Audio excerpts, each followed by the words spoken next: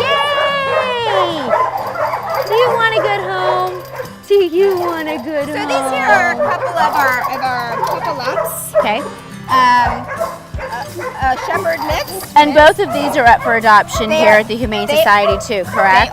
They are. Absolutely. So a puppy has a lot of energy. Oh boy, does this one have some energy. Look at this little female. These guys get to play together and get lots of exercise. You can see we've got a nice little pool for them going. I see that. But you can see And the I love the difference. sprinklers out here too. It stays nice and cool. It's very cool here. Yes. Considering it's a 116-degree day. Yes, it's a warm day Yeah. today. She's such a sweetie. She is a sweet girl. You can tell she's going to be a wonderful dog. And this little guy, we just need to put him through a little school. Yes, yes. Yes, I know these guys both just got here not too long ago, so they'll start. They were pulled from a high kill shelter as well, I believe, correct? Yes.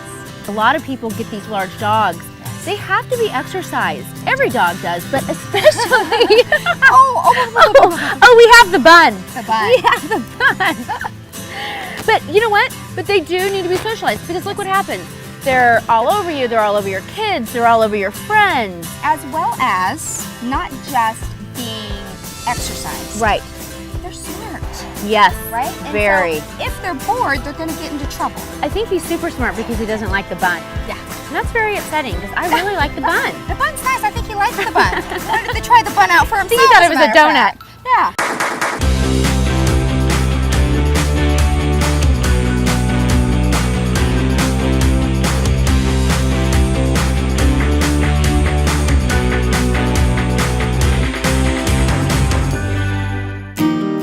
Today I am with Lori from Dream Dogs.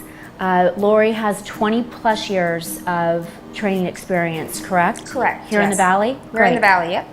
Why would you say these large dogs are stuck in our shelters? Why are we having problems placing them and getting them out and getting them into loving homes? I just can't stand seeing it. It is. It's heartbreaking, especially all the beautiful dogs out there and smart and brilliant.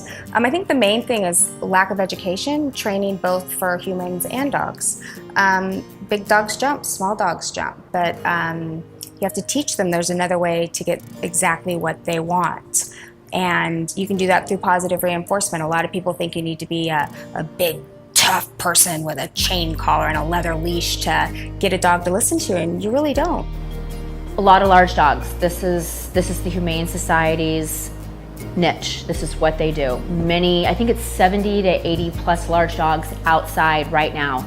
I learned so much when she said that she actually holds those large dogs for 30 days to socialize them, to teach them manners, off, down, stay, to incorporate them also with smaller dogs if need be. If someone were to come to her and had a smaller dog, to teach that dog how to be sociable with a smaller dog or smaller animals or children. How do you fit into that picture with regards to Melinda's process? I know she, highly recommended you and said Dream Dogs does a great job and really helps finish off that process. I am super proud to be a part of this organization as far as the Humane Society, because Melinda has a huge passion not only for the dogs, but for making sure that they find the right home and it works. So what we do at Dream Dogs is we support with behavioral health once the animals get here. We also then do board and train programs for them. So after they have been assessed for 30 days, they are healthy, they've been spayed and neutered, then they actually come live with us. We crate train them. Wow, We so potty you come train out them. here and you just take them home with you? Yep, we crate train them, we like I said, potty train them, house manners, so they're not stealing stuff.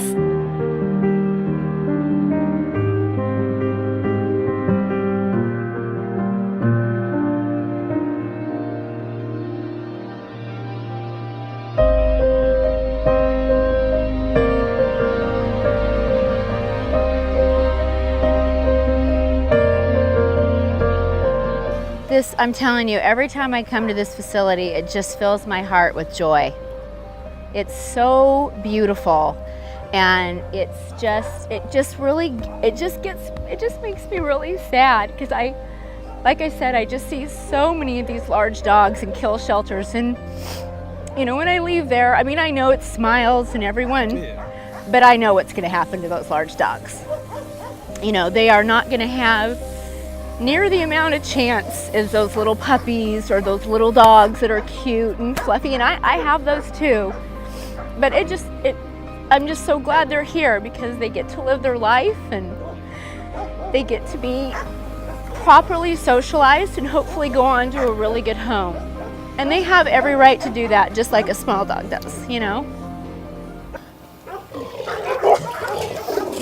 So again, I've seen this numerous times where they start out like this. And then you take them out on the grass area and he is such a sweet boy, kind.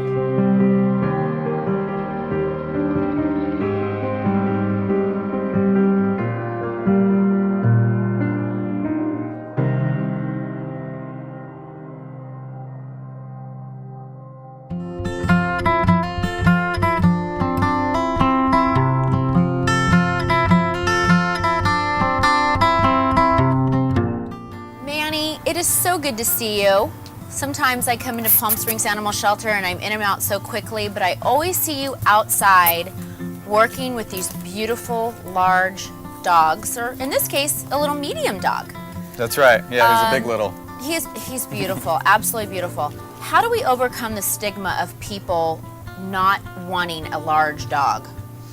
Well, I think if we're speaking in terms of the sheltering context, I think the number one most important thing that we absolutely have to change is how the public views the animals here. It might be a little controversial to speak about, but I firmly believe that even in a really nice building such as this, an animal shelter is really just a glorified jail for the dogs here. You know, we try our best to make sure we improve the conditions as much as possible, but at the end of the day, it's just not comparable to being in a home. So if we can really advocate for dogs learning how to settle down, be less frustrated in such a confined space, giving them adequate opportunity, not just for physical exercise, but for mentally challenging opportunities as well. I think we can be well on our way to causing a paradigm shift maybe in our culture and getting the public to see that, you know, the dog that is in the kennel in front of them isn't necessarily the personality that dog truly has, and right. I would really encourage people to see them outside of the kennel. I'm amazed how many times, and you know what, hey, I'm glad you said jail, and I'm glad you put that out there, because some people would say to me, you shouldn't really say that, but it's the truth. It is. It's the same feeling for them. Yes, they are, they are protected here. They're not going to be put to sleep, et cetera, if as they would be in a kill shelter. But it's not where they belong. They belong in a home. That's correct. The shelter was supposed to be a place to go find them, pick them up, and take them back. It's not meant to be a permanent residence for an animal. You know, I've gone out to the big dog area and I'm like, whoa, okay, we got a lot of dogs out of control here. And then a minute later, I see you take that exact same dog out, put it in the yard, and it is like a completely different dog. It's well behaved, it's well trained.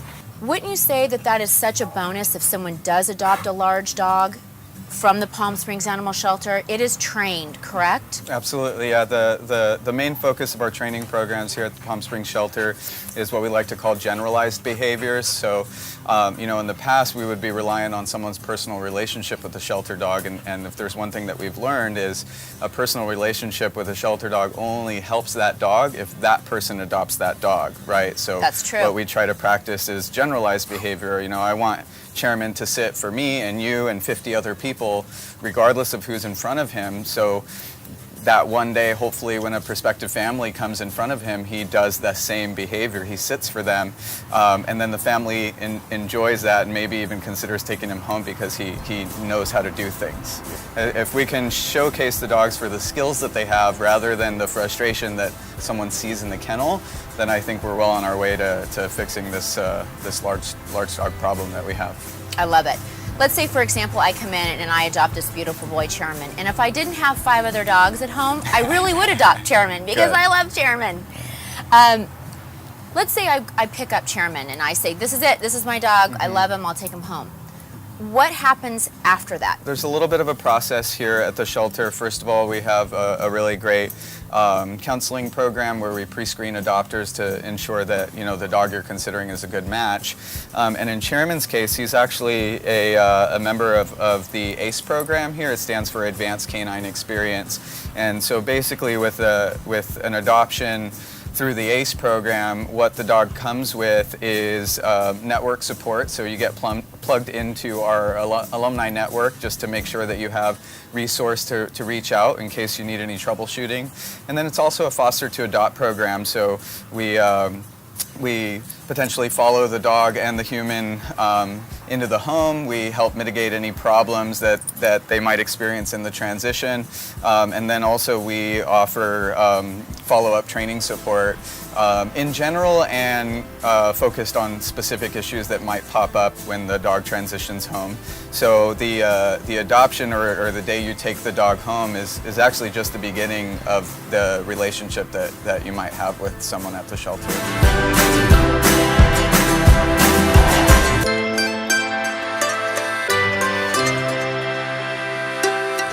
What would you say is the biggest stigma about large dogs, or the biggest myth about large dogs?